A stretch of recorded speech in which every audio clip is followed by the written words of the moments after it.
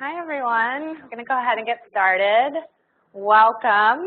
I'm Liz Slavola. I'm a Senior Program Associate at the Center on Sentencing and Corrections here at Vera. And this is the Neil A. Wiener Research Speaker Series, which invites distinguished scholars and researchers to share their work on justice issues. This series began under the leadership of the late Neil A. Wiener, a former senior fellow and research director at Vera. Following his passing, the series was named in his honor. A quick preview to our next speaker before we get started. We will be joined by Stephen Raphael, a Ph.D. from Berkeley, on February 7th, 2018 at the same time for a talk titled Criminal Justice Reform in California, Implications for Public Safety and Disparities in Justice System Involvement. We hope you will join us then, and today we hope that you will live tweet along with us using the hashtag VeraRSS. It's now my pleasure and honor to introduce today's speaker, Ilan H. Meyer, Ph.D. He is a distinguished senior scholar for public policy at the Williams Institute for Sexual Orientation, Law, and Public Policy at UCLA's School of Law. Dr. Meyer studies public health issues related to minority health. His areas of research include stress and illness in minority populations, in particular, the relationship of minority status, minority identity, prejudice, and discrimination, and mental health outcomes in sexual minorities, and the intersection of minority stressors related to sexual orientation, race, ethnicity, and gender.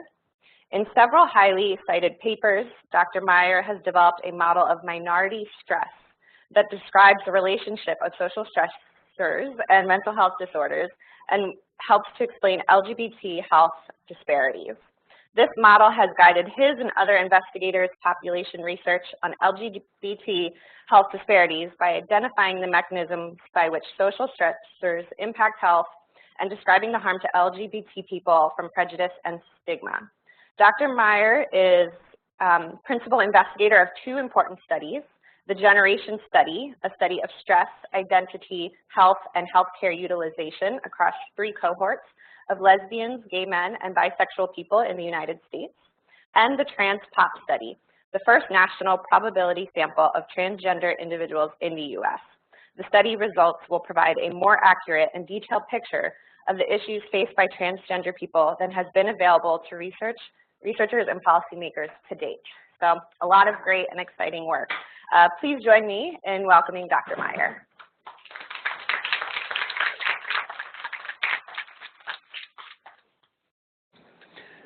Thank you, Liz. It's a real honor to be here and a real pleasure. I hold the Vera Institute in high esteem, and it is really great that you've opened your series to have me in particular to focus on the topic of LGBT populations.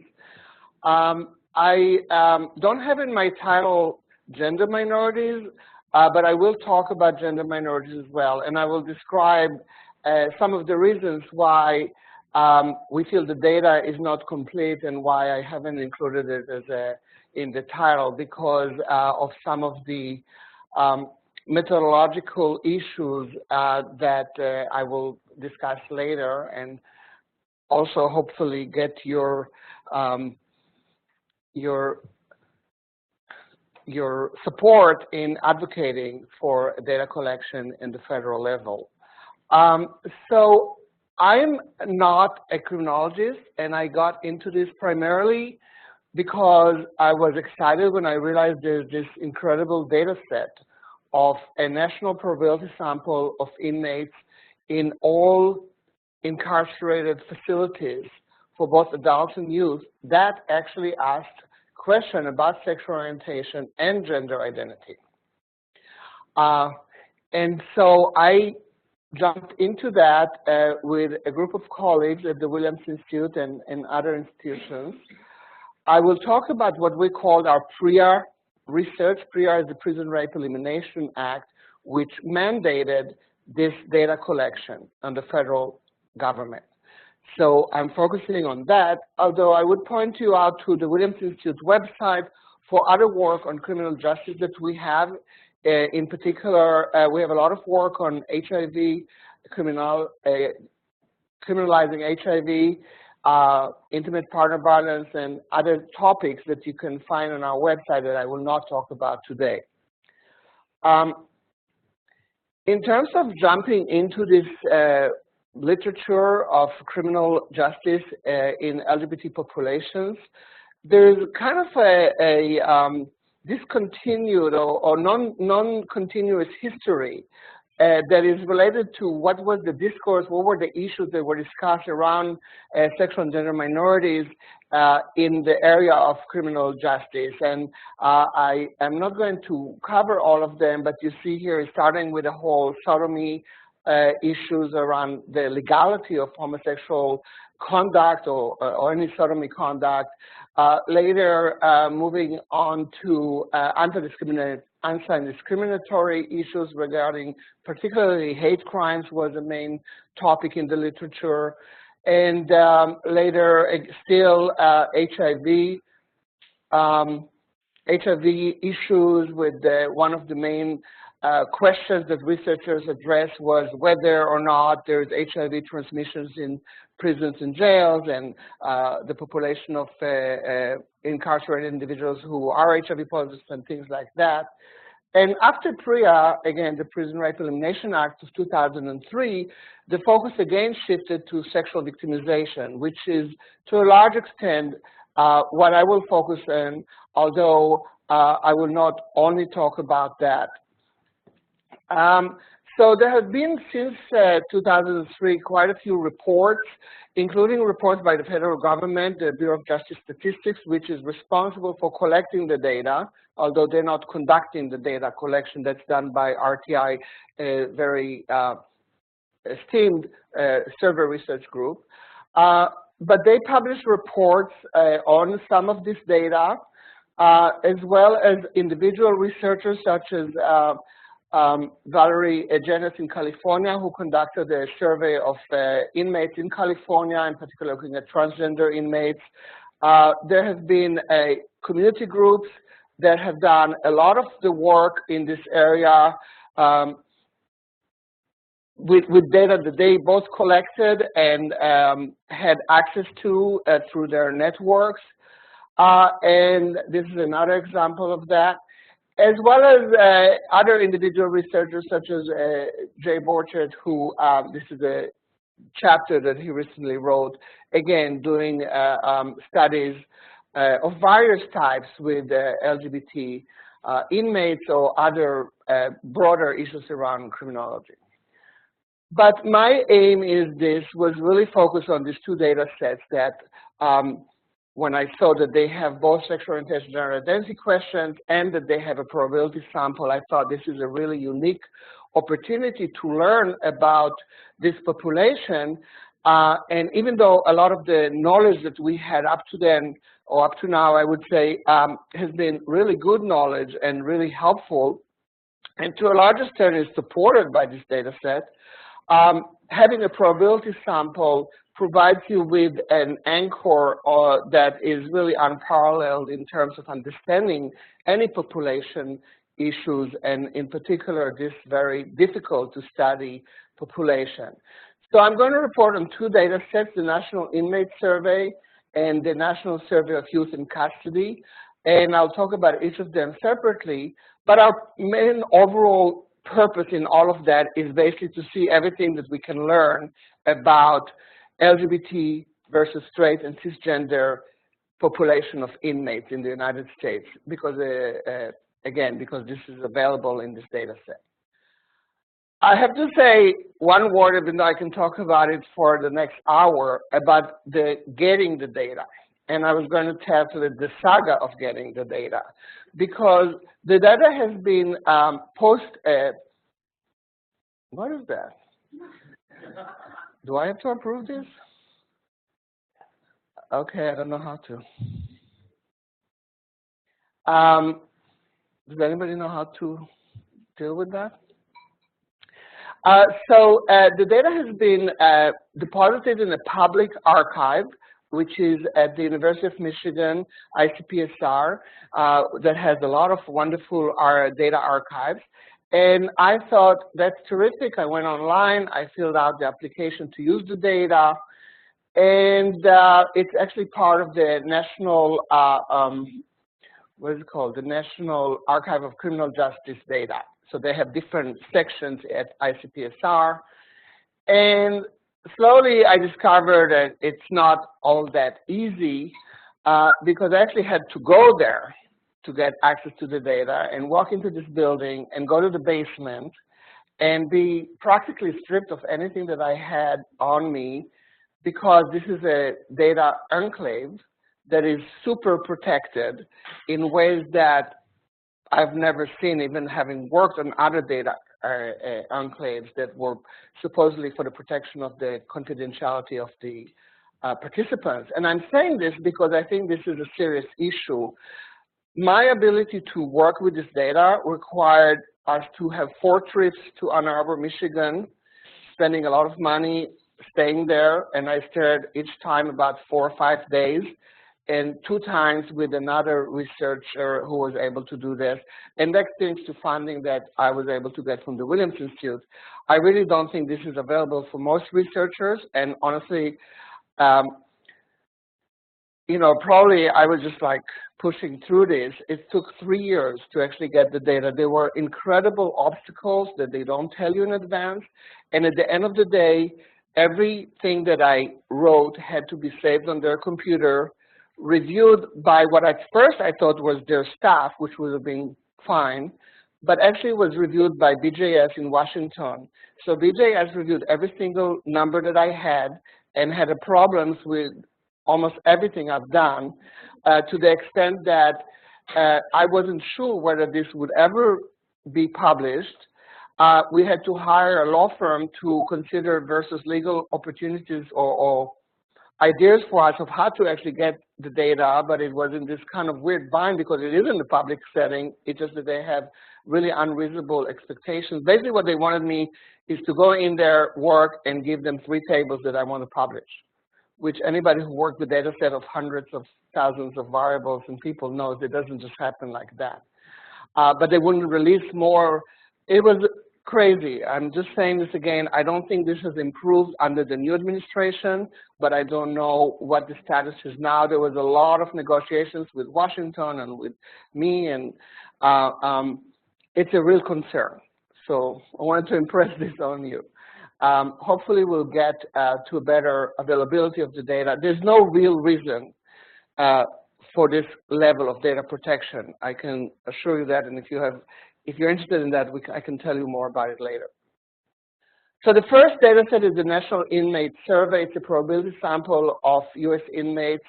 It was done between 2011 and 2012. They have state and federal prisons, jails, and what they call special facilities. So basically any kind of facility that houses people through criminal justice proceedings. And our final data set included 80,000 people. The difference has to do with not everybody got the same questionnaire, etc. The questions were, the study was conducted by researchers, not prison or jails or any justice department staff. It was just done by researchers. The interviewers were done with a computer-assisted interviewing as well as self-administered parts. So some parts the interviewer even walked away and let the respondent answer on their own. So I'm pretty confident that the level of data quality was as good as can be expected. Of course, there are certain things to worry about, but I thought the design was very good. The question on sexual orientation in the NIS was, do you consider yourself to be heterosexual or straight, bisexual or homosexual or gay, or lesbian for women? So for women it was gay or lesbian. And I categorized respondents basically if they're LGBT, if they said yes to any of the LGBT questions versus not. I also included what I tend to do in this data set using the sexual behavior question created a category, what I call WSW and MSM, which is men who have sex with men, women who have sex with women, which were basically people who said that they've had sex with a same-gender partner prior to their incarceration, or prior to their present incarceration, and they didn't say that they were gay, lesbian, bisexual. So they said, I'm heterosexual, but they also reported same-sex. And I called them MSN WSW, and you'll see some results how they differ. They're actually quite similar to the LGBT group, so I'm pretty confident with this categorization, but that's just a different way of looking at the sample. All of the data that I'm showing you are weighted proportions, so that represents, again, the US population of inmates. So in terms of who is incarcerated, among men, we found 5.5% of the men in prison said that they're gay or bisexual, and an additional 3.8% said that they were what I called MSM, had sex with a men but not gay identified, which together I'm referring to as sexual minorities.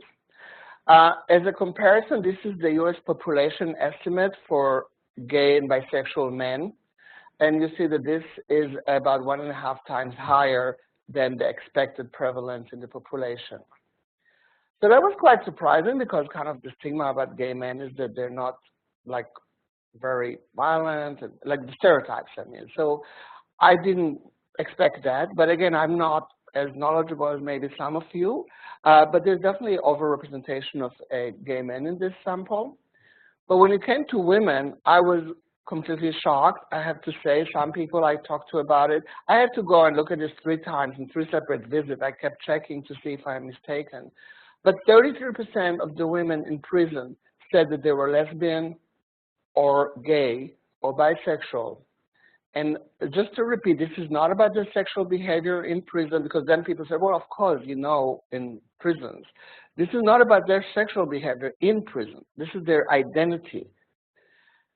The WSW, the women who have sex with women, again, this is not that they said I had sex with a woman while I was in prison. This is prior to entering.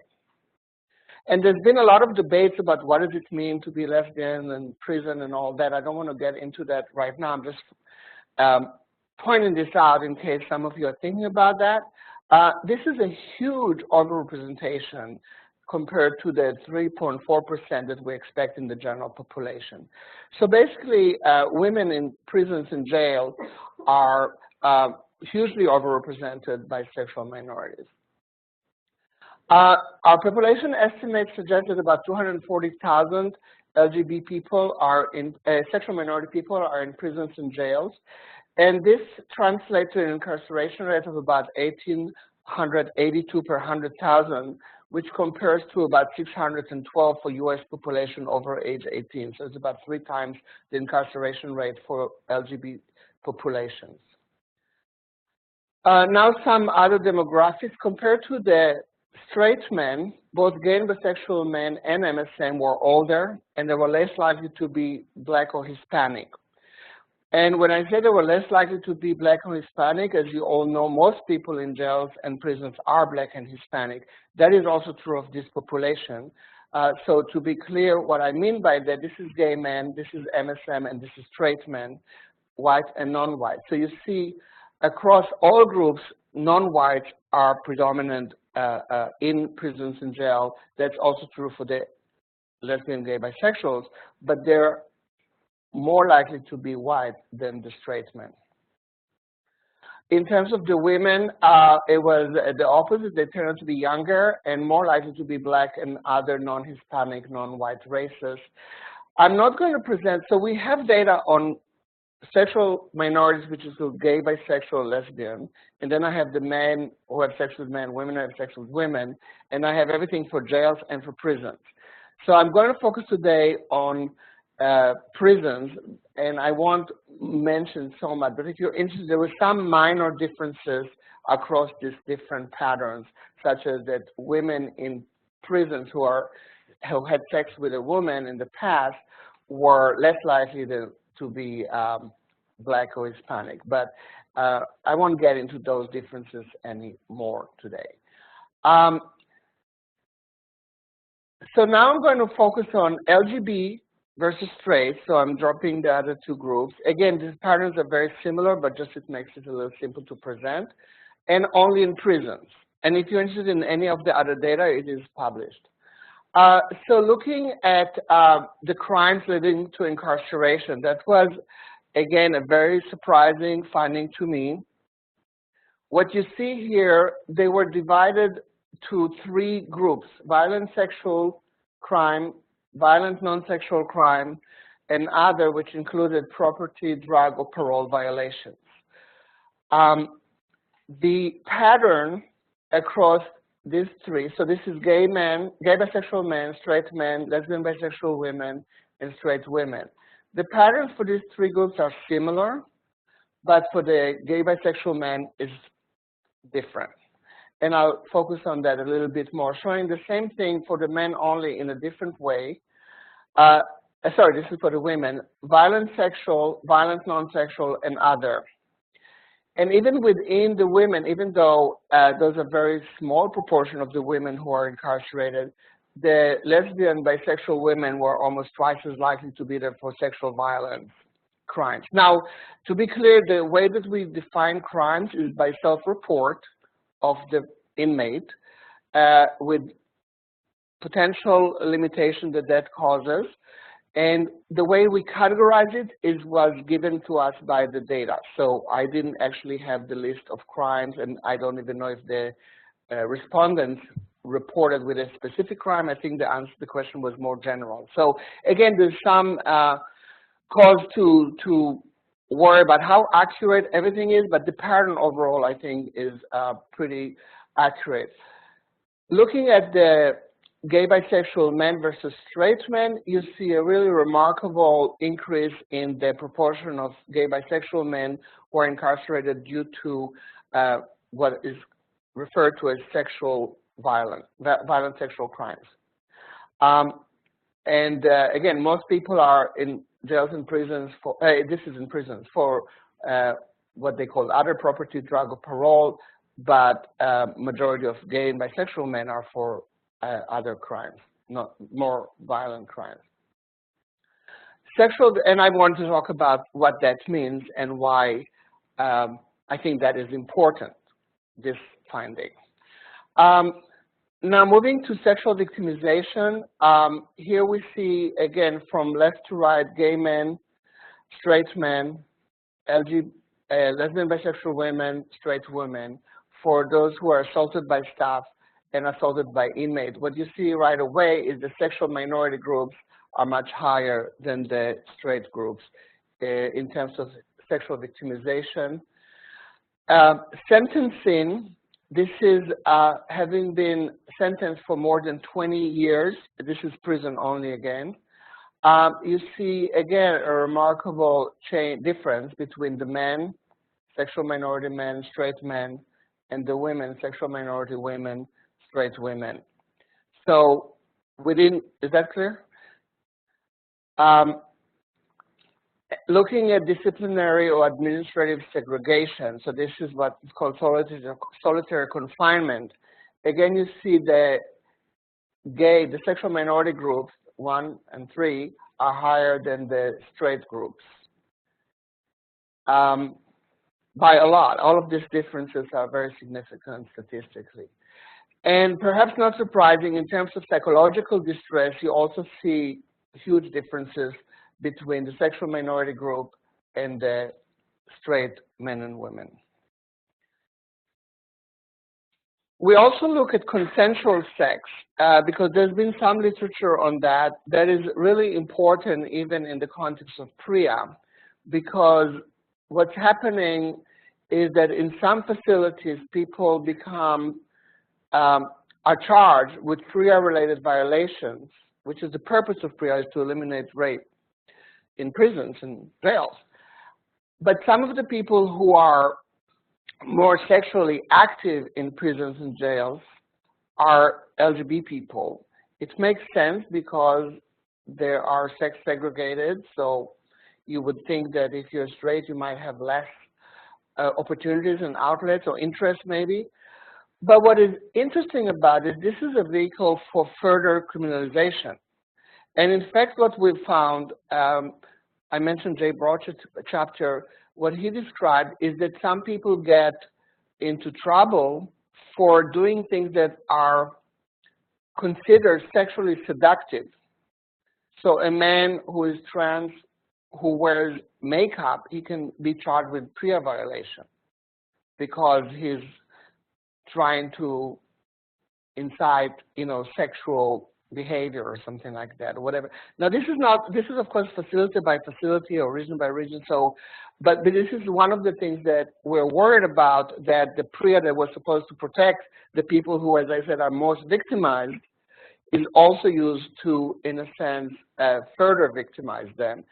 By the way, I should have mentioned that you probably know this is also true for disciplinary segregation, where administrative segregation is used as a protection for people who complain of being victimized. So if you were victimized and you complained, you will be taken to solitary confinement as a way to protect you from other inmates, but the administrative segregation is no different in terms of rights and responsibilities and privileges than the punishment of solitary confinement. So this protection may work in some ways, but it is a punishment on its own. So moving to reporting of sexual assaults. So only about a quarter of the men and women who were assaulted by staff, this is looking at staff assaults, reported it to authority. And only about half of the victims who reported had some form of action taken as a result of this report. And at the end of the day, when we looked at what happened, only 5% of men who were assaulted had the incident investigated. So this is taking into account also the lack of reporting and everything, right? So at the end of the day, after all this, only 5% of incidents are actually investigated based on the person's report. Again, we didn't have any access to administrative data here. And of the women, it's similar, 13%, like a tiny minority of the incidents actually get investigated. We looked at the reasons for not reporting sexual victimization, and without getting into this complicated chart here, I'm sorry, but this is afraid of inmates, afraid of staff, did not expect investigation, did not expect that the perpetrator will be punished, did not want to get the staff in trouble, and embarrassed or ashamed. And the sexual minority male victims were more likely than the non-sexual minority to be afraid of other inmates, lack expectation that there would be any punishment against the perpetrator, and being embarrassed or ashamed. For the women, there were no differences between sexual minority and non-sexual minority, but most often they also reported being embarrassed or ashamed. So this is a great barrier for if we can expect some kind of intervention by the staff. The second data set was the youth in custody. This is also a national database using similar research methodology in terms of the interview, so that the youth in custody were separated. They were not interviewed by staff, they were interviewed by research staff, and they had access to computers to respond to some questions. Again, a probability sample of facilities across the country. And the sexual orientation question there was different. It says, which of the best fits how you think of yourself? Totally straight or heterosexual, mostly straight, but kind of attracted to people of your own sex, and bisexual, mostly gay, and totally gay. So as you see here, we group this into these three categories. So we have, in what I'll show you, the lesbian, gay, bisexual, which is bisexual, mostly gay, and totally gay. And when we have the mostly straight category. The mostly straight category is actually a very interesting category. It's been used by the Ad Health project, which is a survey of a longitudinal survey of high schools that are now started at high school. Now they're about like almost 30, I think. And the mostly straight category is available there as well. And what we're finding is that the mostly straight are very similar in terms of looking at stressors and health outcomes to the gay groups, and even sometimes worse off in terms of having worse outcomes. So we're definitely interested in them here, and they do look, again, more like the sexual minorities than the straight. In terms of boys in custody, we found, again, this is the national expected rate of boys who would say that they're LGBT and mostly straight. So we don't have a number for the mostly straight, but LGBT. What we see the youth in custody is under, there's fewer than what we would expect. Now, a word on the self-reporting is you always have to consider two elements. One is what is the true prevalence and to what extent this is reflecting that. The other one is who is reporting. And to what extent some youth are not reporting at that particular age that they're a sexual minority. I'll get back to that in a minute, but there was huge differences by race, for example, and you'll see in a minute what this leads to. So white boys, and I'm calling them boys and girls because they're mostly under 18, although many are over 18. White boys were more likely, almost 4 times more likely to say that they're gay or bisexual than the Black and Latino boys, although that is not true in the general population. So there's some interesting questions about, again, improving these measures. Again, among girls, the national average is 12% in high schools from the YRBS survey. I don't know if it's clear. We found almost 40% of the girls said that they're lesbian, gay, or bisexual, plus another almost 19% who reported being mostly straight. In terms of some of the demographics, so I'm going to hint at the gender problem in a minute. I'm going to talk about the gender problem in a little bit more, but the question was, do you consider yourself male, female, something else, or don't know? There was about 91.9% in terms of youth in custody who are boys to girls. And we do have this something else question. We looked at them as a separate group. I'm not going to report about it today. And again, I'll talk about it in a minute. The age distribution of the youth, this is total straight and gay and cisgender or not. Mostly, higher as they get older. In terms of race ethnicity, again, most of them are Black and Hispanic and other, with about 36% white.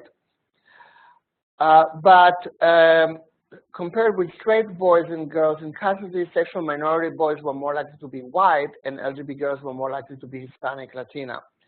Now, this is something I mentioned earlier. You see, this is kind of unique for an inmate population to have majority whites.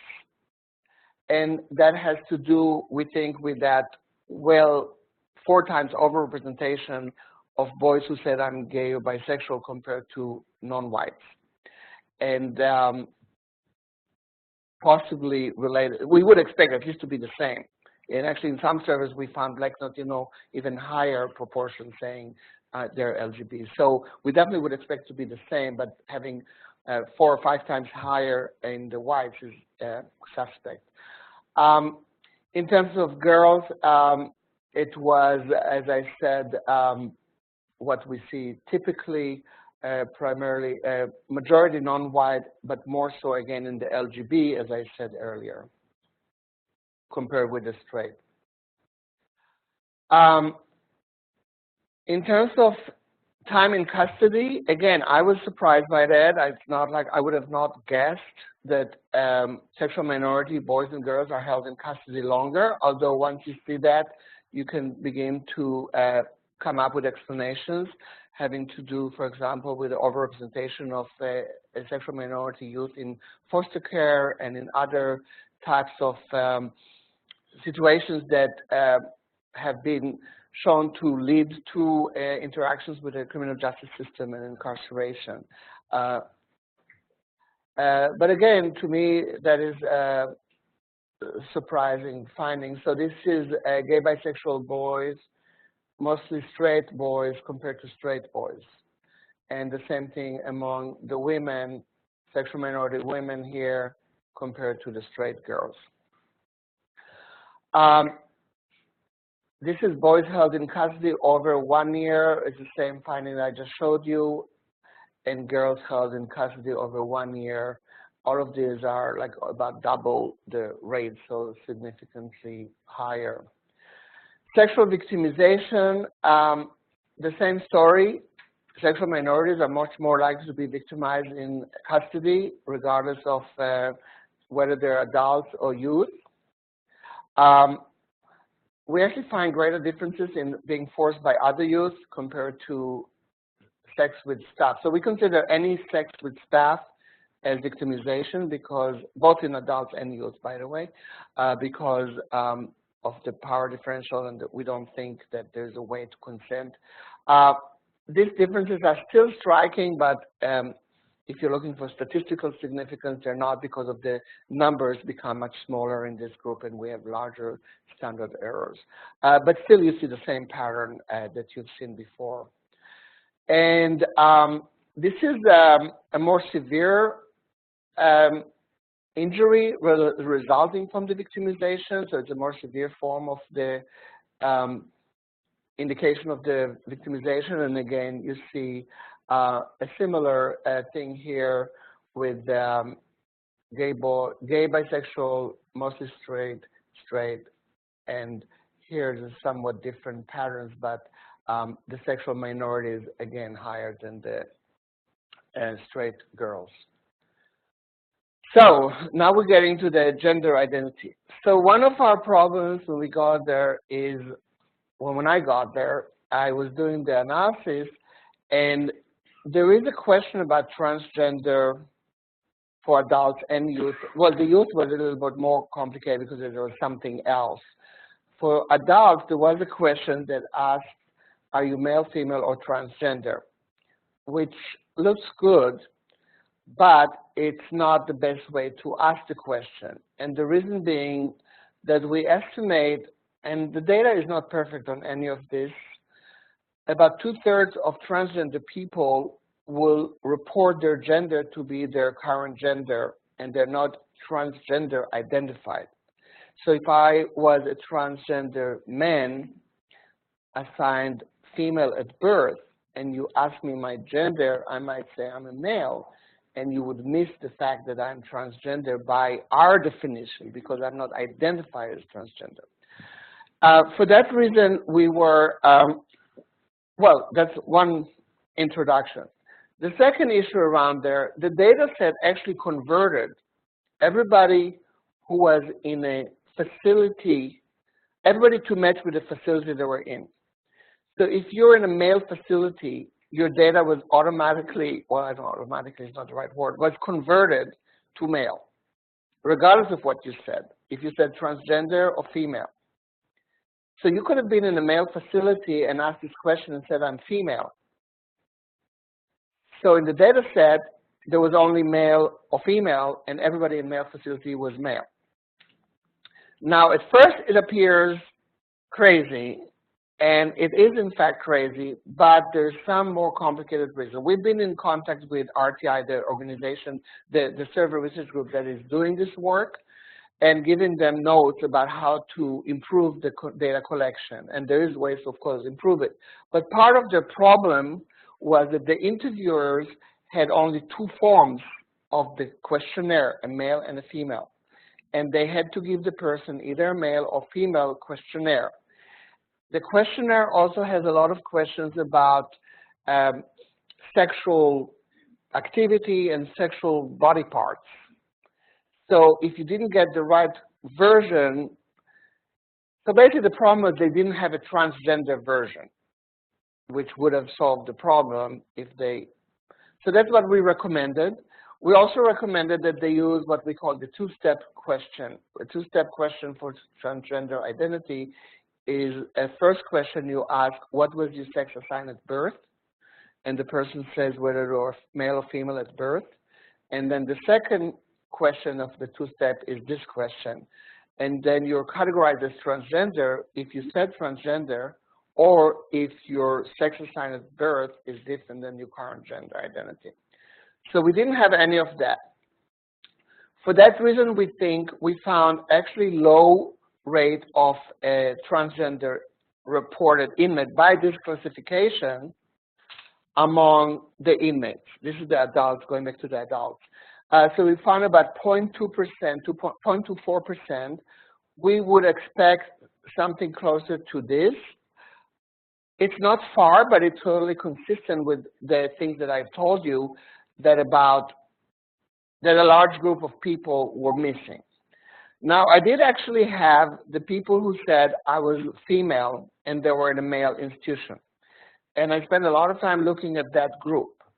The problem there is that you have 100,000 respondents. If a few people made a mistake, then you have a problem of misclassification that can affect the group hugely, because even if like 0.25% answered by mistake, that overwhelmed the entire population almost, right? So we were very careful about that, and at the end decided to only use the people who said I'm transgender, ignoring everybody who said they were female in a male institution. And again, when I looked at that group, I think this decision made sense. So what we found about transgender population in among adult inmates was more or less similar distribution, or less likely to be white in terms of race, ethnicity, more or less similar to the non-transgender. They were similar in age. None of this is surprising because we expect the population to look more or less the same. And they were similar in education. However, they were different in every measure of sexual victimization. Again, that was not surprising. But they were, I mean, if you look at some of those differences, 37% versus 3.4%. These are like huge differences. That's one of the things when you do data analysis and kind of, you look for significant results. This was the opposite. It was really emotionally difficult to look at the results because they were so overwhelmingly huge differences. I was actually like in that basement having a little bit of a nervous like reaction to working with this data, because I was sitting in this room the whole day for like a week, and it was really hard to see that. And again, you see the solitary segregation, psychological distress, consensual sex with inmate, assault by inmate. I don't consider that a negative thing, by the way, because I think consensual sex, again, it's only with inmates, and this is self-reported by the person. So presumably, this was in fact consensual, although that too raises a lot of questions, which prison and jail personnel raise as a problem of how do you assess consent in a prison and jail situation where you don't know what influence has been impacted on the inmate who is reporting, in this case here. However, on the other hand, there were some studies, and I think we need more of them, about consensual sex in prisons and jails that show that the motivation for the sex is very often the same motivation that everybody has outside of jails and prisons. So not to completely undermine the argument of prison and jail personnel about the difficulties of administering a permissive environment where where consent is accepted, we also shouldn't kind of overblow this as being so impossible to determine. And we can acknowledge that some people, in fact, do have relationships and consensual sexual relationships. But again, I realize this is a difficult issue, especially in terms of jail and prison administration. So basically, I've showed you a lot of data points Overall, we see overrepresentation of sexual minorities among incarcerated individuals, clear disparities in sexual victimization of both sexual and gender minorities, longer adult incarcerations and youth held in custody, LGBT people more likely to be held in disciplinary administrative segregation, which, I'm just saying it as one sentence, but I assume you all realize what a difficult situation that is for people in this administrative confinement, as it's called.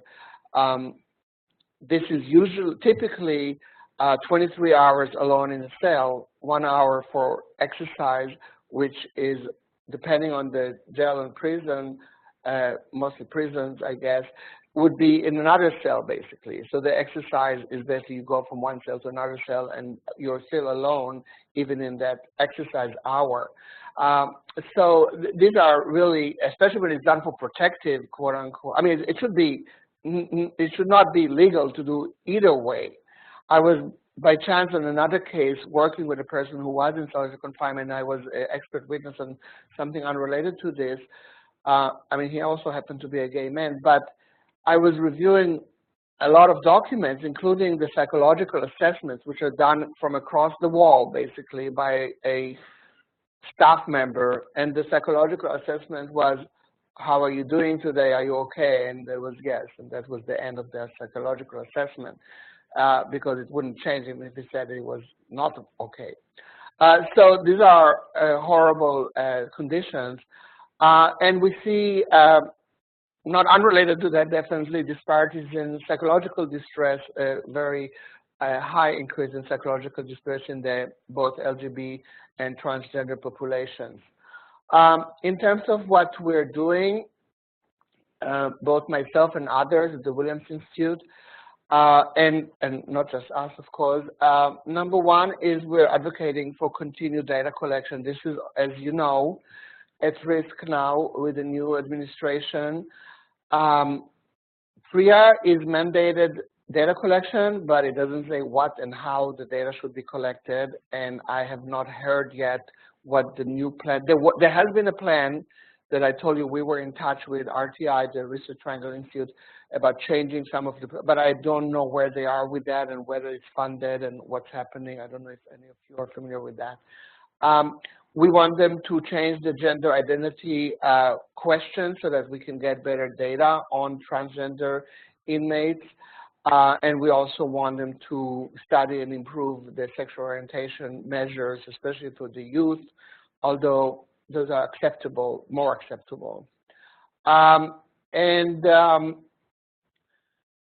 Future research, as I said, this area has kind of had a lot of starts and stops, depending on what's happening in the world, in kind of understanding sexual and gender minorities and issues of criminal justice. We are very interested in the pathways to incarceration. Our theory is that when you have a group that is stigmatized, when there's prejudice against them, at any point along the line from arrest to serving a sentence, there will be the impact of prejudice and stigma. And that could be in, again, who gets arrested for what. It could be in what kind of plea deals are arranged, what kind of legal advice is received, what kind of, again, every step of the way. And we're looking at different ways to investigate that.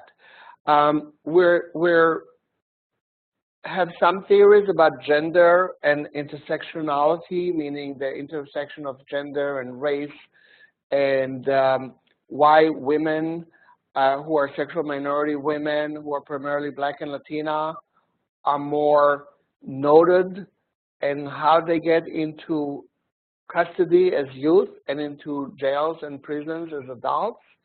And our hypothesis is also that it has to do with gender expression. So if you're maybe more masculine. Again, it has to do with who is noticed in society for doing what.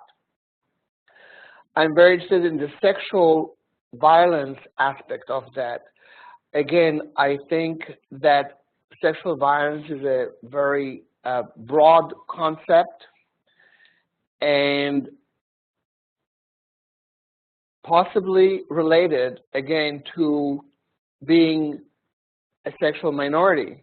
By definition, your sexuality is noted.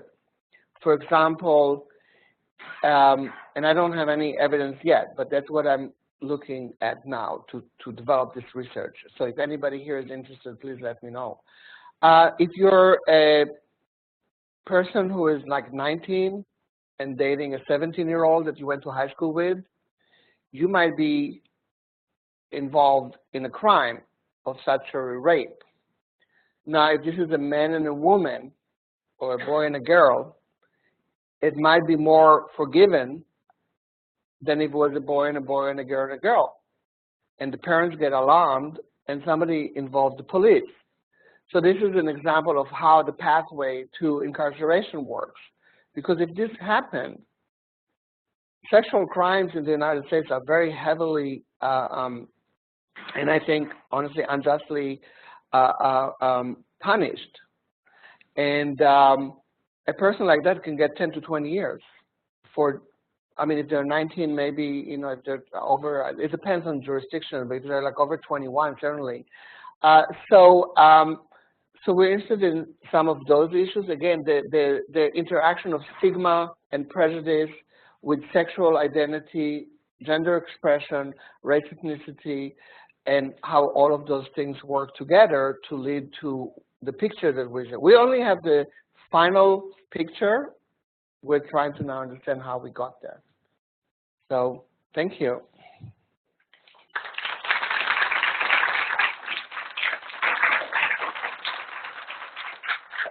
For that. So we have about 10 minutes for questions. We have folks who are remote, so please raise your hand and a microphone will come to you. Can we get a...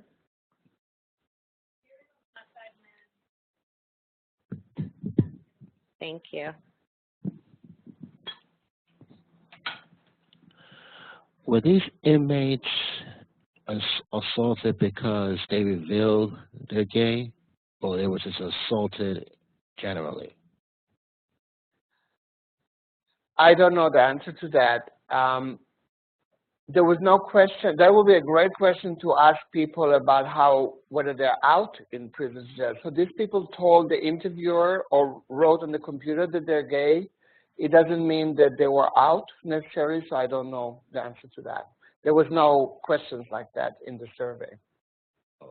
But I also know from the one case that I did work on of the person in solitary confinement who came out, that immediately everybody knew, even though it was solitary confinement, everybody in that particular federal prison knew and even managed to send him homophobic messages on his tray that he was receiving in that prison. So if it goes around in that environment, I would guess that there might be ability to find out.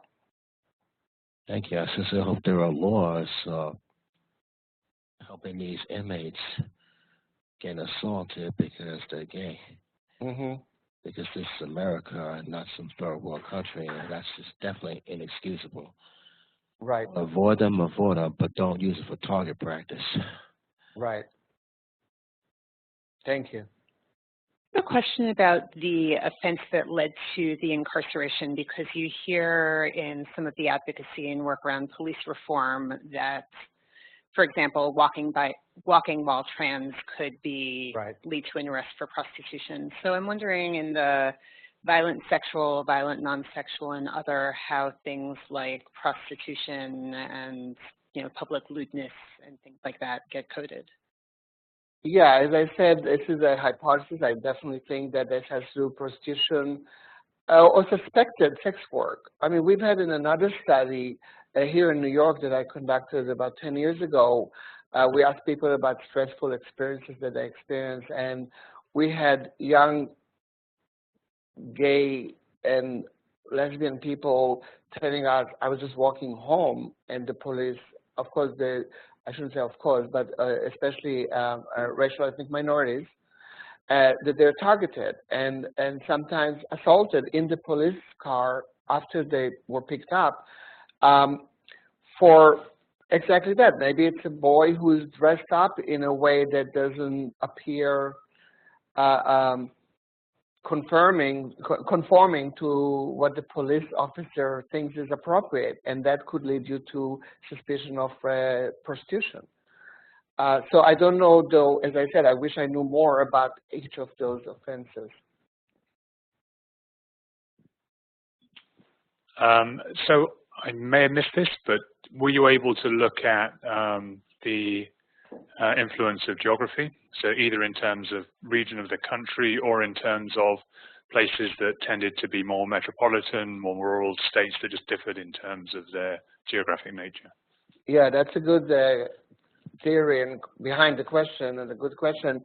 The answer is no, and that's one of the reasons why I said earlier, this data is so protected against us being able to actually discover the identity, which is why I said earlier, the extra precautions that they're taking are completely unreasonable and make no sense. One of the things that they've done is remove any geography indicator, so I can't even tell you where this person was. There's a lot of other things they've done, so that, again, going back to my, I don't know if you, the first point I made about the data access, it's not available to us. It's probably available somewhere, but it wasn't available to me. But that'll be another good, it's kind of ironic because actually the PREA requires identifying specific institutions. So they do have to report on the institution. The BJS, the Bureau of Justice Statistics, publishes by law, I think every year, but they're supposed to every year, a list of prisons and jails where some of the specific offenses happen. But in this data set, they wouldn't even give us geographic region, to protect the respondents.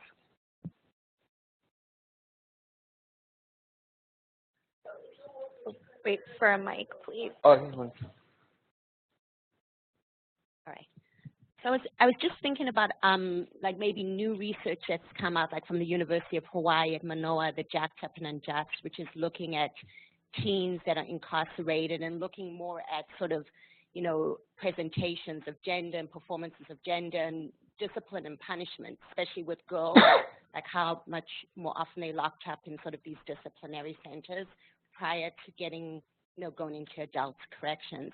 Or what about captive genders? Have you read that? Because that talks a lot about like just trans populations. So I was just curious about your research. Would you consider it mainly like quantitative research or qualitative research? Was it a mixture of both? And what prisons have you worked at nationally, or you're not allowed to speak about? Well, what I presented here was purely quantitative based on this particular two data sets that I talked about, which again I thought was such an important resource. We are considering both qualitative and quantitative research, and some of the questions and some of the issues that were raised here about gender and race could be looked at in various ways. We have actually, we're looking at various data sources and various ways of addressing these questions that there are many more than we even mentioned. But a qualitative analysis is something that I'm very interested in, actually. My idea is to look at people from the point of arrest and follow through to see some of those issues, how their characteristics interact with legal assistance, with police officers, with conditions in custody. And I'm thinking of doing this particular thing in Los Angeles, where we have a gay jail in Los Angeles County, because one of the difficulties, which is that we don't know, other than in this research, within a prison or jail, who is gay and who is straight and who is lesbian, because that's not collected. I'm not recommending it should be collected, but so one idea was to kind of find one jail where people who go there are lesbian, gay, bisexual, and transgender, and maybe follow them longitudinally Another idea is to do a retrospective study of people who have been in jails and prisons. I have more data that I wasn't able to show you. There's other data sets. For example, we looked at youth who are housed in adult facilities, which is a whole other problem and a whole other national problem that again depend. That also has to do with regional issues because some places don't have youth facilities, or they house in with adults, and as would be expected, there too there was overrepresentation of sexual minority and gender minority youth in the sexual victimization. So we're looking at different options, and if you have more ideas, and as you said, we're not the only ones doing it, obviously. So I think because of this data and because of the Justice Department publishing some of it even earlier, there has been more research, and hopefully there will be more. But it isn't easy to conduct this research because we don't have identification of the sexual orientation of incarcerated individual or arrested individual. We've looked at our arrest records, for example, through a state-by-state data set, and some of it is on our website, looking at HIV criminalization.